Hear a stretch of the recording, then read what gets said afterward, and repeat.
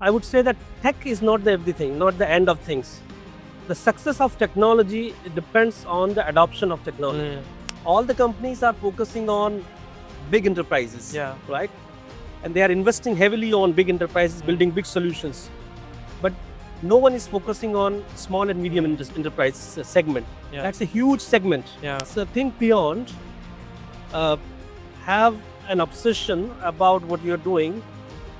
Don't fell trap in your degrees and educations. Good afternoon, everyone. I'm Rishikesh Tete here at Bharat 2.0 Conclave, where the country's most influential business leaders have gathered to discuss on India's future. I have here with me Mr. Azaz Rasool. How has the day been so far, Mr. Azaz? It has been great and very energizing event, I would say. It's been really exciting talking to so many leaders from different industries, different thought process. Yeah. What does Bharat 2.0 Conclave do differently than any other events that you've been to? See, one thing which I found very different in this event is the collection of people from different parts of the industries. Right? It's not just the product showcase. The earlier conferences which I have been visiting is mostly about showcasing their products and their tech capabilities. Rather, here the people who have joined in this event, they are more from strategy, business, policy, backgrounds. And the intersection of these three creates a really solid platform for people like me who has been into the industry from last 25 years, working on business strategies. That's the gold for me, actually. So it's been exciting and very energizing event for me. Great. So, here's some great experiences, I guess. Yeah. And speaking of experiences, what has been the toughest lesson in your business journey so far? That's a very interesting question. I would say that tech is not the everything, not the end of things. The success of technology depends on the adoption of technology. Wow. And by what I mean is not there are two dimensions to the adoption. One is human adoption, and another dimension which is emerging now is the tech adoption by tech. Okay. So what I mean by that is existing technology which has been into the industry from last 10 years, 50 to 30 years, this technology and processes has to adopt the new technology. Right. And we are finding it very challenging. I can give you some examples. Like we have built a AI credit scoring model, which can predict with the accuracy of 95% of providing loan to a customer. Right. Okay. Amazing technology, amazing product. But when it comes to the integration with existing tech stack or existing stack of a bank, which is built on a legacy platform like COBOL. Okay. Now your AI product can predict with 95 accuracy in real time, but your existing system, which is built on COBOL, is delivering the inputs in with a delay of like 24 hours. Okay. Like you can process things in milliseconds. Yeah, But your existing technology is delivering results or inputs in a lag of 24 hours, right? Yeah. That's where there is The a difference comes in. Yeah. big difference between your new tech and the old tech, right?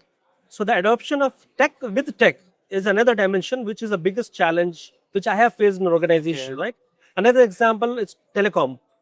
In telecom, you build a network failure prediction, right? Now you have built an excellent tool to predict the failure of network, but your existing network monitoring system is not able to integrate with your latest solution, which is built on AI.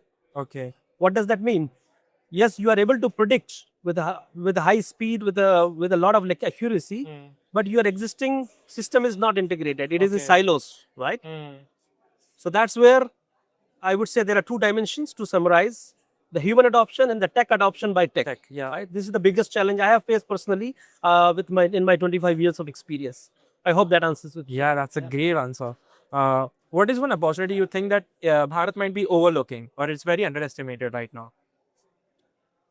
I would say, I mean, having worked in different parts of the world and last 10 years in Middle East, and I'm also focusing to expand in India now. The biggest thing which is overlooked by the industry players is MSME segment, micro, small, and medium enterprise. All the companies are focusing on big enterprises, Yeah. right? And they are investing heavily on big enterprises, building big solutions. But no one is focusing on small and medium enterprise segment. Yeah. That's a huge segment. Yeah. The current statistics, I would say there are 63 million MSMEs in India. Huge potential, and that's my focus. And that's my focus of my doctoral research also. That how I can apply, fine tune a more open source model in solving the challenges of MSME segments. Okay. Right, and we are building products, and we are planning to start in MSME segment to bring those products, AI products, to there is a huge hunger in MSME. No one is reaching out to them. So I would say that is the biggest area of focus and opportunity in MSME segment. That also answers my question is if India was ready for it, but Yeah. you are saying that it is. It is definitely ready, and they are waiting, but no one is reaching out to them. Right? If you talk to small MSME segment, you will find there are a lot of processes which are broken. There are a lot of processes which requires automation, and we as a leader uh, with a lot of experience in different segments, it's our responsibility to reach Yeah, out to them and deliver absolutely. the technology Yeah. solutions, right? Yeah, I get it. Great answers from you. And now, to ease the tension, I have a rapid fire round. It will Sure. be 5 questions. Yeah, you just have to answer the first thing that comes to your mind. It will be very short, quick, and fun. So the first question goes: what's the one most overrated quality of leadership according to you? Charisma. Okay. And yeah, with lot of charisma around you, you can get people in the room in the keynote sessions, but that doesn't mean you can keep them along with you. To Absolutely. deliver things, you have to be you have to go beyond Yeah. that. You have to execute. Absolutely. What is your one go-to movie or a TV show that you keep coming back to when you have free time? Jobs by Steve Jobs. Okay. It's not just a tech movie. I watched that movie couple of times, and I frequently watch the small snippets of that. It's a movie about vision, obsession, and and the courage to reach out to the people for delivering what they haven't seen before. Okay. To have that courage and belief, right? And I remember the quote from that movie that people don't know what they want Okay. unless you go to them. What you have, right? So you have to, as a leader, you have to think believe. beyond, yeah. You have to believe in yourself that what you are building is going to help the Absolutely. help people, help society. Right? So that's the courage, belief, and obsession we should have to build products and to take it to the market. Absolutely. Wow. Great answer from you. Is there any one leader that you'd love to have coffee with? It can be from any sector. It can be from arts, science, technology, sports, history, any. Without doubt, Elon Musk. Okay. I'm really fascinated by that guy, and I'm really wonder. One thing which I would ask him how he manages uh, to bet on impossible bets, or on so many different things, which is like so much diverse. And he's sending satellites, Starlink satellites. He's Absolutely. preparing for the Mars. He's changing the social media Absolutely, ecosystem and building the cars, autonomous cars. Such a diverse thing. How he's married, and he's still able to sleep in the night. Yeah.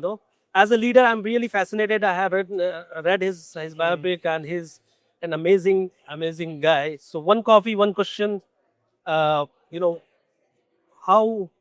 One more thing I read about him, that his signal to noise ratio. Every leader or every person has a signal to noise ratio. Okay. The signal to noise ratio of Elon Musk is 100 to 0. Oh. And what do we mean by that is he's so clear about what he's doing that he's all signals in his mind. There is no noise. For a normal human being, it's 50-50, or signals. We are always cluttered by so many things. But if Elon Musk is like 100, with Steve Jobs is what 80-20. So he was 80% signals, 20% noise. Okay. And that's and the scientific research which Yeah, I that's study about amazing. Elon Musk. Yeah, Something it's amazing. I mean, yeah. Amazing. And what is one reason that leaders should attend Bharat 2.0 Conclave according to you? I think this is a platform which I was talking to some of my friends and ex colleagues who are with me. The one thing which we found different here is it's not a product showcase. Most of the event where I visit is like about showcasing the product capability and selling it, right? This is a big difference which I found here in this event, because the people here are from strategy, from business, from policy makers, and that's the rare combination which I found, and that's the big difference, Nice. because if you miss this conversation, you are actually missing a big thing. Indeed. Yeah, Yeah. it's not just technology, it's how you apply technology, how you strategize, how you make policies around it. But that's a big difference, I would say. Nice. Nicely said. And lastly, what is one piece of advice you have for the younger leaders here present? I think the one advice I would have is think beyond, uh, have an obsession about what you're doing.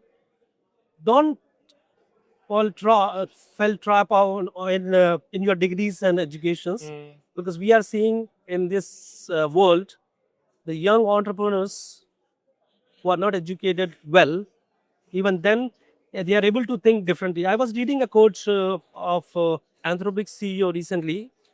He said, in this world of AI, there are two types of people who are going to survive. One who can do physical work, and second who are neurodivergent. And by neurodivergent, what he meant was people who are able to think differently. Beyond, yeah. Absolutely. Not like in a lateral Yeah. thinking, rather they think differently, outside the box. Yeah. So that's an advice for the young entrepreneur. Have a strategy around it and execute the strategy to make it and take it to the market. Yeah. Thank you. All of your answers were astute. Really good. I really love talking to you. Thank you so much for giving us your Thank time. you for having me here. Yeah.